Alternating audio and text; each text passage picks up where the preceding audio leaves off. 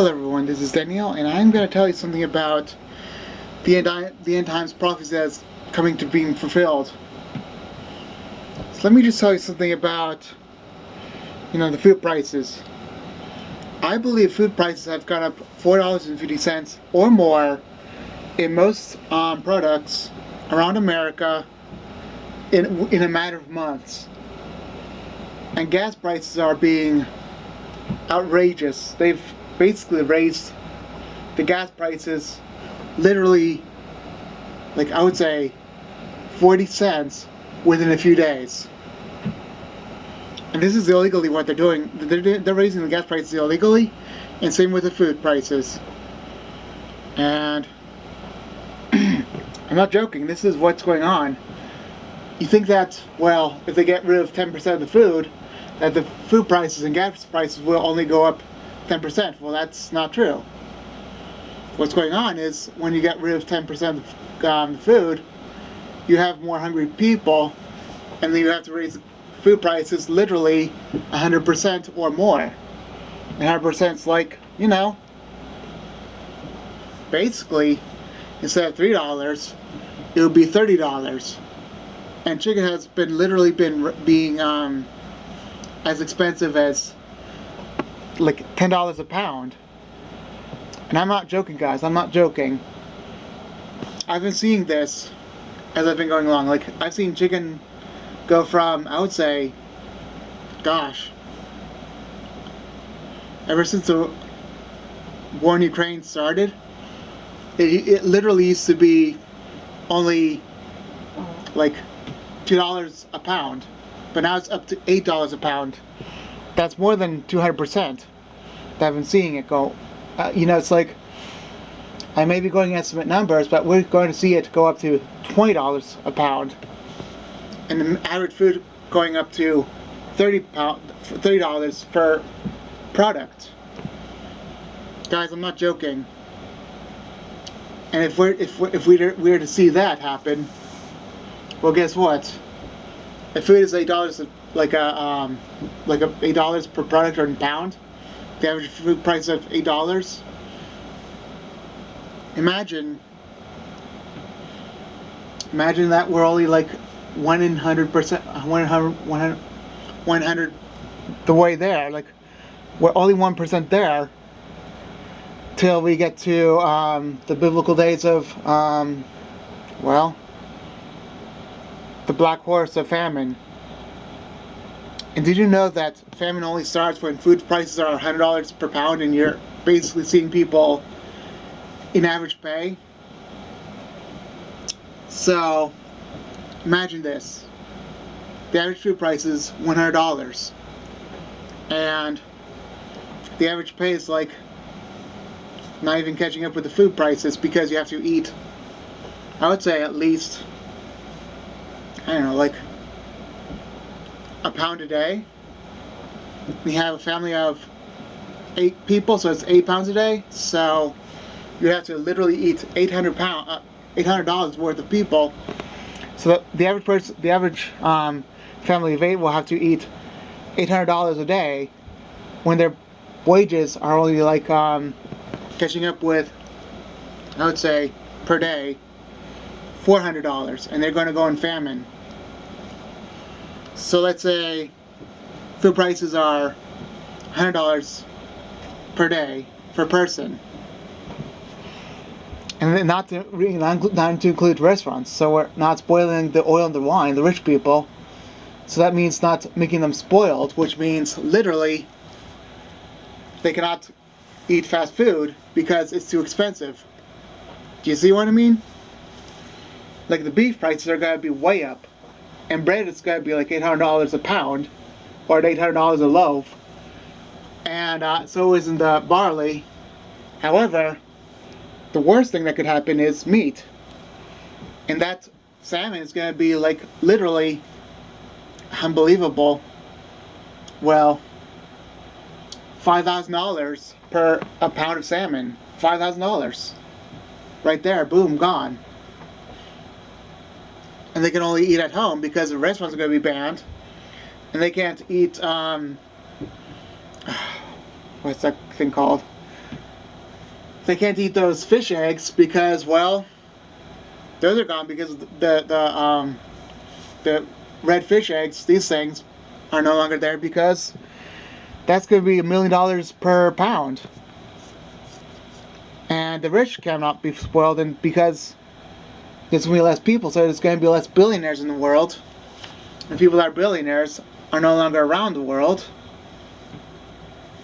And then the millionaires, well, they cannot spoil themselves anymore because, well, they may be rich, they may be multi-millionaires, they may have $200 million, but the food is going to be so expensive that they can only eat inside the house. They're going to ban all restaurants. Guys, we're just starting the black horse of famine. And I would say that the rapture, if it's 2024, well, maybe not 2024, because judgment is going to happen on America literally at, well, 2024. And that's why the black horse of famine starts, is after the blood moon, the solar eclipse happens in America and crosses America out. That solar eclipse is going to cross America out, and then judgment is going to burn on America. And the black horse of famine, I would say it's going to be all over the world. Do you know how bad it's going to get? People are not going to be wanting to be comforted by design. They're just going to be wanting to be comforted by weapons, murder, and all that. Have you heard of Mad Max? How about we combine Mad Max and put it together with 1984? Mad Max with 1984. Combine the two, and then you get what is happening in the days of the red horse. Then we have the black horse, and then we have famine added to the red horse. And then death is going to happen. Then there's going to be the time of the Mad Max in 1984. What about after that happens? Well, there's going to be more problems. There's going to be earthquakes. There's going to be a huge mountain from the sky that goes into the sea, and the sea is going to be like blood. The people are going to drink blood from water sources. All the water is going to turn into blood. And not only that, people are going to literally be zombified, and people are going to literally be so scarred up and so many sores on their body that their bodies look like they're falling apart, literally from the inside out. And even worse, there's going to be darkness all over the place. Day is going to become dark, and night is going to become so dark that you can't even turn a light switch on, because you can feel it. But if you turn the light switch on, there's going to be so much darkness that the light switch can't even do anything about it. You're going to turn on the lights. You're going to turn the light switch. You're going to turn the light switch on, and you can see that the light switch doesn't do anything. You're going to wish that the light switch was going to get brighter, but it's not. That darkness is going to stay away. That darkness is going to stay dark, and you're never going to have that light anymore. You're going to thrive in darkness. Like, no. Not only that, but there's going to be demons all over the world, literally trying to kill people, and this world is going to turn into hell. We've only talked about the beginning of the end of the world. People have only mocked what the end of the world's going to be like. And let me just say mocked, because it's going to be a whole lot worse than the movies, what the movies are going to say. And the accurate movies like 1984 and Mad Max, sure they're accurate, because they only talk about the beginning of the end of the world. Famine, pestilence, war, and like the likes we have never seen before, never will imagine. Demons on earth, flames in the air, and demons in ships, well, just in drones falling from the sky like asteroids. And once we see the asteroids coming, the very hour that we see the asteroids coming, at 11 to 12, well, That exact hour is when everything will fall apart, but we are going to be in heaven.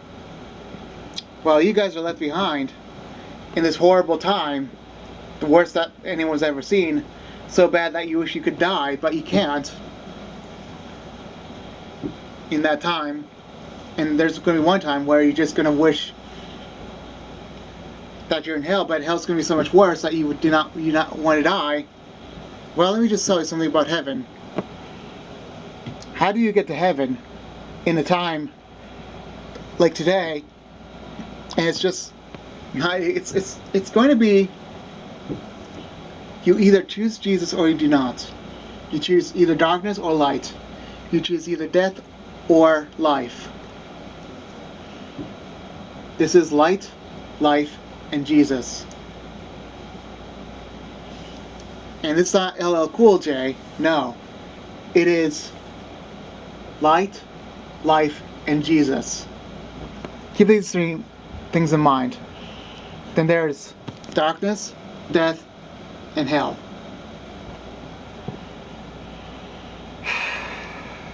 You know? This is what salvation really is. Let me describe what salvation is to you. Jesus died on the cross for all of your sins. He lived a perfect life, and it was shameless. He was he had no shame in his life. Not shameless in the bad way, but he had no shame in his life. Not to mention, he was perfect to begin with, and now he's perfect. And he died a sinner's death, but also he defeated sin, health, death, and the grave.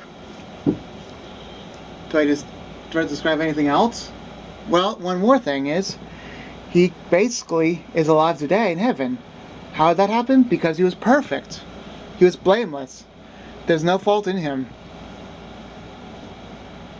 So it's by his blood that we are saved. Now, back then, before Jesus, people shed the innocent blood of animals that had no birth defects or anything like that. That is contrary to what they need. So these animals were blameless and had no impurities. Jesus was the same way inside his body, not literally inside his body, but he was pure. He had no impurities within his life. So let me just say, Jesus died like an animal on the cross. Yet, if you choose him, if you only choose him, if you want to choose him, if you want to have a relationship with him, and just say, Jesus, I only want you. I don't want to be with the world where they're going to be they're deciding their own death and sentence and destruction. I don't want to be part of the world. Jesus, I want to be part of you. If you decide to be with Jesus today, then you get salvation today.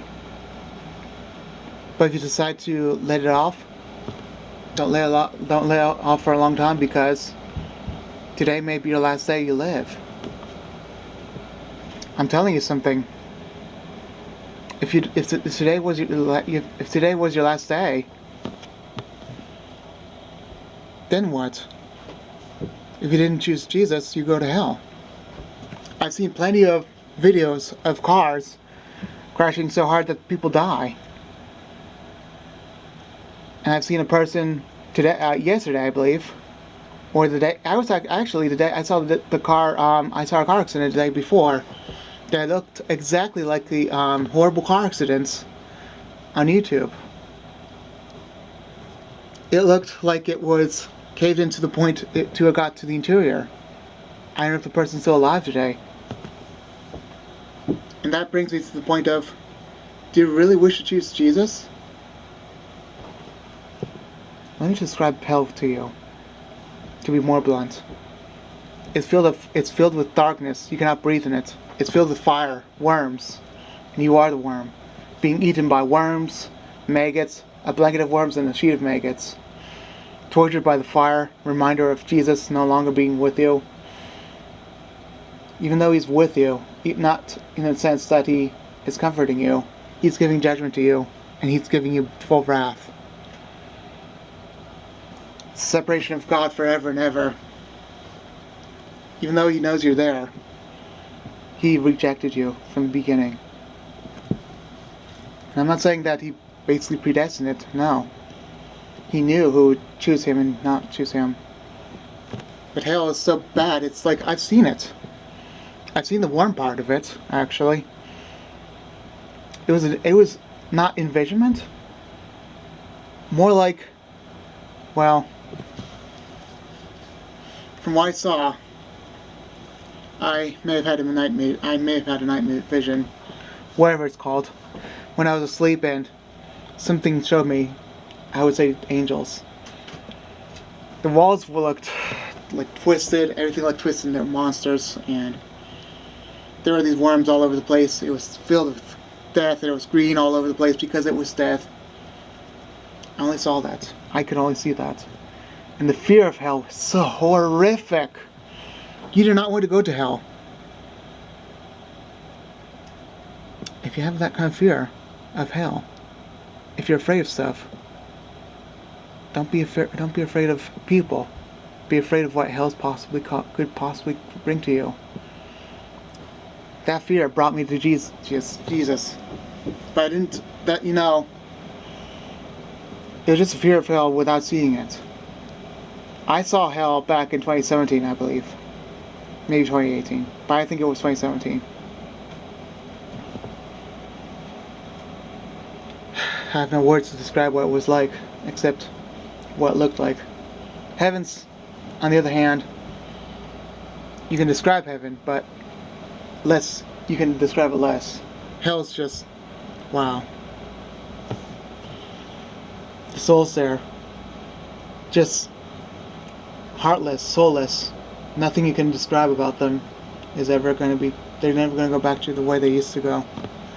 They're never going to have nostalgia. They're going to remember all the evil things they've done, and all the horrible things they've done, and all the things they've hated, and all the horrible things that have happened in their lives. Not only that, it's only going to get worse from there. But heaven's the opposite. Choose Jesus, because heaven's so much paradise. It's beautiful beyond beauty. Not to mention, there's no words to describe God's love to the people that choose Him. Not only that, He wishes that no one goes to hell, because it's so bad. He described hell more than heaven, because hell is just horrible. It's just beyond horrible.